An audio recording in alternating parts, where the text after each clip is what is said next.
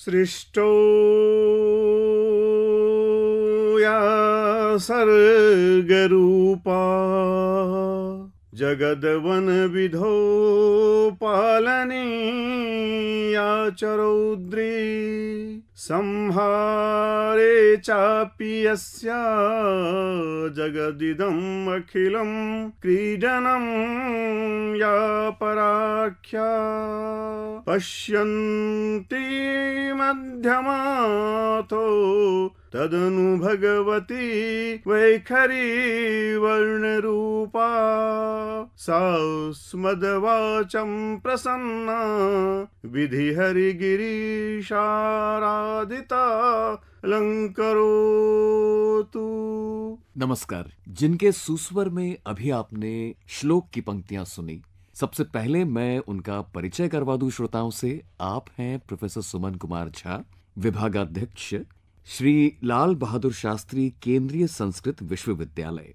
आपका संबंध साहित्य से है, लेखन से है, एकेडमिक्स से है। और सबसे पहले तो मैं आपका विधिवत स्वागत करता हूं आकाशवाणी के स्टूडियो में। धन्यवाद मनोज जी, और बहुत बहुत नमस्कार। और मैं आकाशवाणी परिवार के प्रति अपना अत्यंत आभार व्यक्त करता हूं कि आपने मुझे ये अवसर दिया। प्रोफेसर झा, आप संस्कृत जैसे विषय में, वो भी साहित्य में, हेड ऑफ डिपार्टमेंट है। एक श्रोता के हिसाब से मैं सोचूं अगर, तो ये बहुत लंबी यात्रा है और बहुत दूर तक गई है। उत्सुकता ये होगी हमें सबसे पहले जानने की कि हम इसे बड़ा कठिन विषय मानते हैं, एक आम व्यक्ति कठिन विषय मानता है। तो जब मन में एक बीज अंकुरित हुआ, एक शुरुआत हुई कि मैं संस्कृत पढ़ूंगा और उसी में मतलब जितना गहरा जाता जाऊं उतना जाऊंगा, तो ये आपके जीवन के कौन से पड़ाव में ये फैसला लिया गया आपका? बड़ा अच्छा प्रश्न पूछा आपने मनोज जी। वस्तुतः जैसे प्रत्येक मानव की एक जीवन यात्रा प्रारंभ होती है, मैं भी उससे अपने को अछूता नहीं मानता।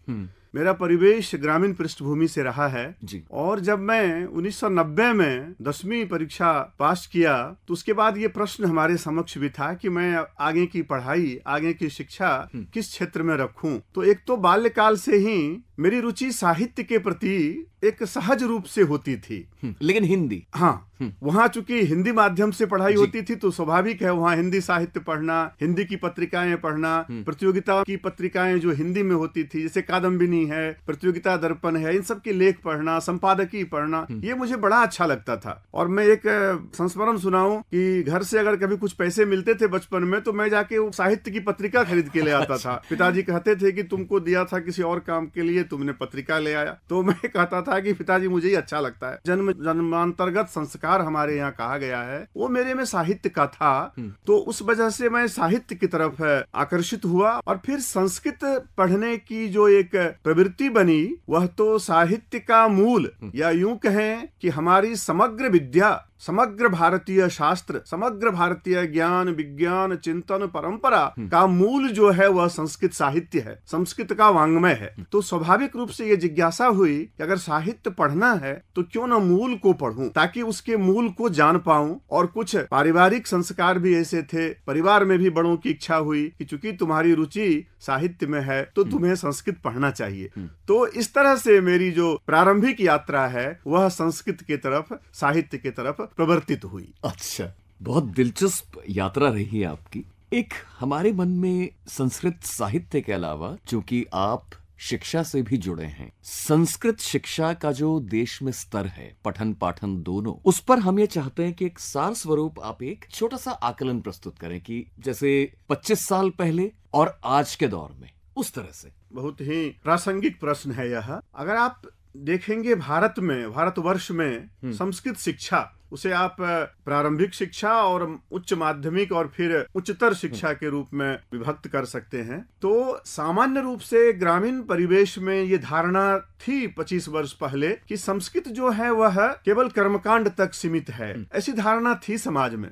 लेकिन जब हमारे जैसे ग्रामीण परिवेश, ग्रामीण पृष्ठभूमि के बच्चे संस्कृत को पढ़ने की तरफ अग्रसर हुए और जब हम उसको पढ़ते हुए आगे की तरफ आए, जैसे महानगर दिल्ली की तरफ हमारा आगमन हुआ, तो मेरी जो प्रारंभिक प्राथमिक शिक्षा है वह तो ग्रामीण पृष्ठभूमि में हुई, और फिर उसके बाद मेरी पूरी उच्चतर शिक्षा विश्वविद्यालय शिक्षा दिल्ली में ही हुई। मैंने दिल्ली विश्वविद्यालय से भी स्नातकोत्तर संस्कृत में किया, और फिर श्री लाल बहादुर शास्त्री जो कि पहले संस्कृत विद्यापीठ के रूप में था, मानित विश्वविद्यालय के रूप में, और आज वह केंद्रीय विश्वविद्यालय के रूप में है, उस विश्वविद्यालय से मैंने साहित्य में आचार्य किया। फिर साहित्य विषय में मैंने विद्यावारिधि पीएचडी की, साथ में मैं शिक्षा शास्त्री शिक्षाचार्य भी किया, और उसी बीच मुझे नेट जेआरएफ जो विश्वविद्यालय अनुदान आयोग से वह मिला। तो फिर मैं शोध के तरफ, उच्च शिक्षा के तरफ और लेखन के तरफ, विशेष रूप से समालोचना के तरफ, जो साहित्य शास्त्र है, काव्य शास्त्र है, नाट्य शास्त्र है और पाश्चात्य काव्य शास्त्र है, इनका पारस्परिक संबंध और जो हमारा समग्र पारंपरिक संस्कृत साहित्य है, प्राचीन संस्कृत साहित्य और अर्वाचीन संस्कृत साहित्य, इसके संदर्भ में भी मेरी प्रवृत्ति बढ़ते चली गई। तो मैं जो अनुभव किया और जो मैं पाया कि आज भी राज्य स्तर पर, ग्रामीण परिवेश में, ग्रामीण स्तर पर जो संस्कृत शिक्षा की स्थिति है उसमें बहुत कुछ सुधार की अपेक्षा है। हालांकि विश्वविद्यालय स्तर पर आज बहुत से परिवर्तन हो गए हैं जो 25 वर्ष पूर्व नहीं था। आज मेरा तो अपना मानना है कि आज संस्कृत शिक्षा में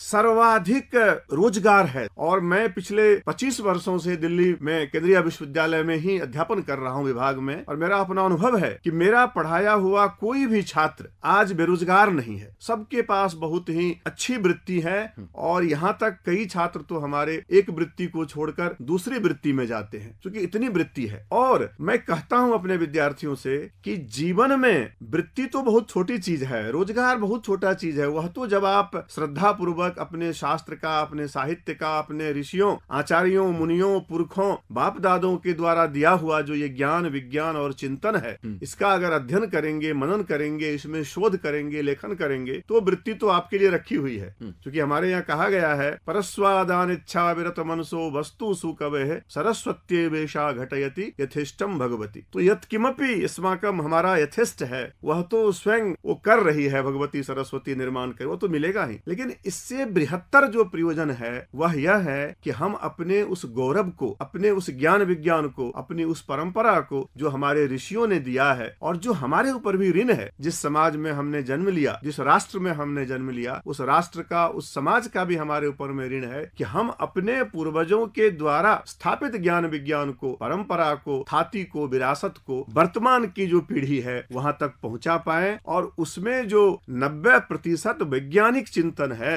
क्योंकि मैं मानता हूं कि संस्कृत का प्रत्येक वाक्य, साहित्य का प्रत्येक छंद, प्रत्येक सूत्र सिवाय विज्ञान के कुछ है ही नहीं। उससे बड़ा विज्ञान पूरे विश्व में कुछ नहीं है, तो हम उसको भी अपनी नई पीढ़ी तक पहुंचा पाए। प्रोफेसर झा, आपने बहुत सी किताबें लिखी हैं, आपके अनेक शोध पत्र प्रकाशित हो चुके हैं, बल्कि एक किताब तो मैं देखता हूँ पाश्चात्य काव्य को भी छूता है। तो मैं एक फिर से सार स्वरूप, क्योंकि समय कार्यक्रम का सीमित है, तो ये बताइए आपने किन किन विषयों को छुआ है अपने लेखन में, किताबों में खास तौर से? मैं वस्तुतः संस्कृत साहित्य, साहित्य शास्त्र और नाट्य शास्त्र का विद्यार्थी रहा हूँ, और पिछले 25 वर्षों से मेरा अध्यापन उस क्षेत्र में रहा है, विशेष करके स्नातकोत्तर। अब तो एमफिल बंद हो चुका है, तो विशिष्टाचार्य हम कहते हैं एमफिल को, और फिर विद्यावारिधि जो पीएचडी है, इसके अध्यापन का क्षेत्र रहा मेरा। तो मेरा सारा लेखन भी संस्कृत साहित्य, साहित्य शास्त्र, और चूंकि पाश्चात्य काव्य शास्त्र हमारे यहाँ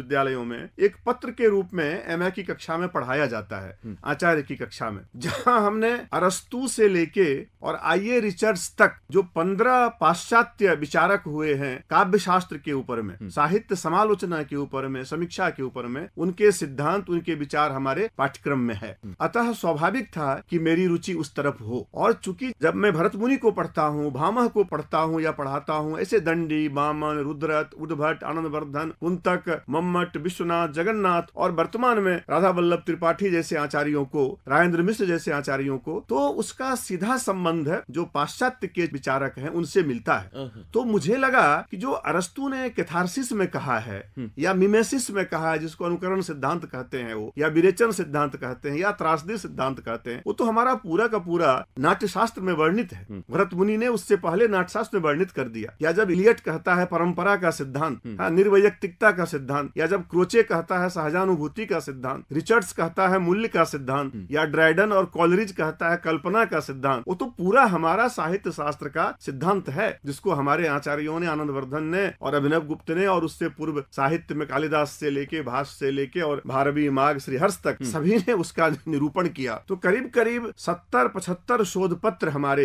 राष्ट्रीय और अंतर्राष्ट्रीय शोध पत्रिकाओं में प्रकाशित हैं। वह प्रायशः इन्हीं विषयों को छूता है, और इसीलिए मैंने पहली बार संस्कृत में पाश्चात्य काव्यशास्त्र सिद्धांत नाम से ग्रंथ का प्रणयन किया, जिसमें मैं सारे पाश्चात्य काव्य शास्त्रियों के विचार को संस्कृत में निबद्ध किया, क्योंकि आज तक संस्कृत में वह उपलब्ध नहीं हो पा रहा था। हम अनुवाद, हिंदी अनुवाद से या अंग्रेजी अनुवाद से उसको पढ़ाते थे, तो बड़ा मन में दुख होता था कि मैं संस्कृत का अध्येता हूँ लेकिन पढ़ाता हूँ हिंदी अनुवाद से, तो क्यों न मैं इस कार्य को संस्कृत में कर दूं। और गुरुजनों ने मुझे इसमें निर्देश दिया, तो मैं इस कार्य को अपने ऊपर लिया, और 4 साल के परिश्रम में मैं उसे ग्रंथ रूप में प्रकाशित कर पाया, जो अभी आपके समक्ष है। ऐसे ही मैंने शांत रस, जो कि बड़ा ही महत्वपूर्ण प्रकल्प है साहित्य शास्त्र का, उस पर मैंने 300 पृष्ठ का संस्कृत साहित्य शास्त्रे च शांत रस विमर्शः करके संस्कृत में ग्रंथ लिखा। हालांकि जो पाश्चात्य काव्य शास्त्र ग्रंथ है मेरा, वह आधा जब परिचय देते हैं हम पाश्चात्य काव्य शास्त्रियों के, तो वो तो अंग्रेजी में रखा हूँ, लेकिन जो उनके थॉट है, उनके जो विचार है, सिद्धांत है, वह पूरा संस्कृत में है। ऐसे ही मेरा शोध कार्य था काव्य प्रकाश, जो कि संस्कृत साहित्य शास्त्र का सर्वप्रधान ग्रंथ है, और मैं आपको बताऊं जिस पर सर्वाधिक टीका लिखी गई है भगवद गीता के अतिरिक्त।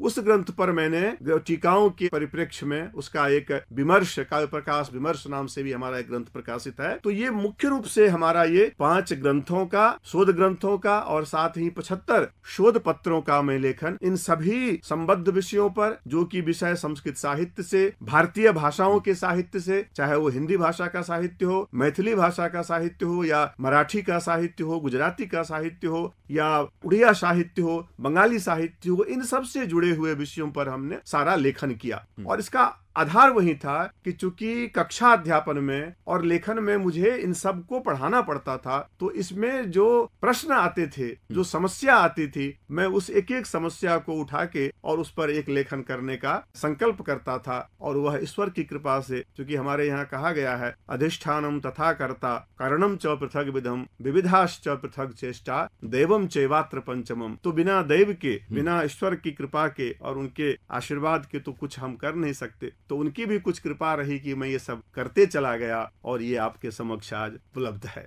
डॉक्टर झा, आपसे बात करते करते जब ये सब पाश्चात्य कवियों और दार्शनिकों की बात हुई, तो अचानक मन में ख्याल आया, क्योंकि भाषाएं तो आपस में उस जमाने में भी मिलती होंगी, टकराती होंगी, मिलती होंगी, एक दूसरे से जो भी आदान प्रदान होता होगा। आज पूरे विश्व में, आज का ही क्या कहूं मैं, मतलब 1-2 सदियों की बात अगर देखें हम लोग, तो पाश्चात्य विश्वविद्यालयों में ऐसे कौन से विश्वविद्यालय है जैसे भारत में है उसी स्तर का वहां पर कार्य हो रहा हो? ये वर्तमान में बड़ा ही ज्वलंत प्रश्न है। ये तो आप स्थापित सिद्धांत है कि विश्व के करीब करीब 300 संस्थानों में, ये तो शोध के द्वारा प्रमाणित किया गया है, किसी न किसी रूप में संस्कृत और हमारी जो प्राच्य विद्या है, इंडोलॉजी के रूप में, उसका अध्यापन हो रहा है। इसका सबसे बड़ा प्रमाण है टी.एस. इलियट, जिनको की नोबेल पुरस्कार मिला, अगर मैं सही बोल रहा हूं तो 1953 में उनको नोबेल पुरस्कार मिला। वो व्यक्ति लंदन में बैठ के वहां के विश्वविद्यालय में खुद संस्कृत का अध्येता रहा, इंडोलॉजी का अध्येता रहा, और तभी उन्होंने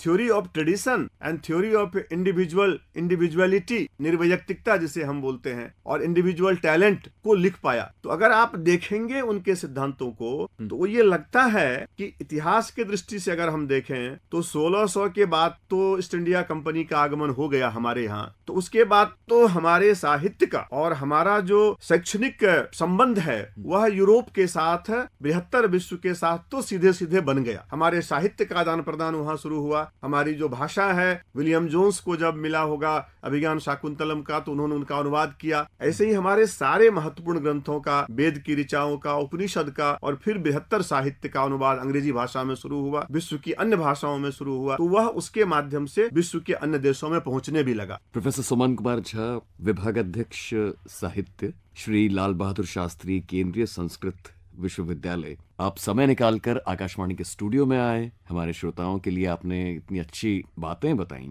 आपका बहुत बहुत धन्यवाद। आपका भी बहुत बहुत धन्यवाद मनोज जी। और मैं तो पूरी आकाशवाणी परिवार के प्रति अपना आभार व्यक्त करता हूं कि आपने अपने इस कार्यक्रम के द्वारा मुझे कुछ अपनी जीवन यात्रा के बारे में, कुछ अपने लेखन और अध्यापन के बारे में और वर्तमान युवा पीढ़ी से रूबरू होने का एक अवसर दिया, कुछ अपनी बात कहने के लिए दिया। इसके लिए मैं आप सबके प्रति अत्यंत आभार प्रकट करता हूँ।